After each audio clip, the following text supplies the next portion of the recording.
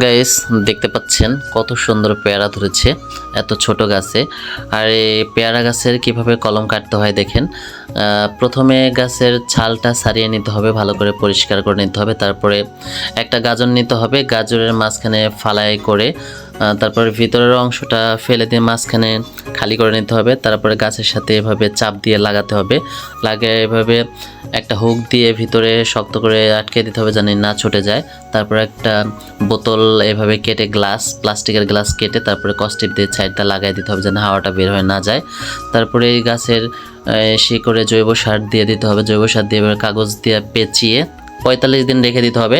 তারপর 45 দিন পর গাছের শিকড় গজালে গাছটা নিচে থেকে কেটে তারপরে একটা টপের মধ্যে রেখে তারপরে এই গাছটা ভালোভাবে মাটি দিয়ে এভাবে টপের মধ্যে পানি দিয়ে রেখে দিতে হবে। তারপরে গাছে এত সুন্দর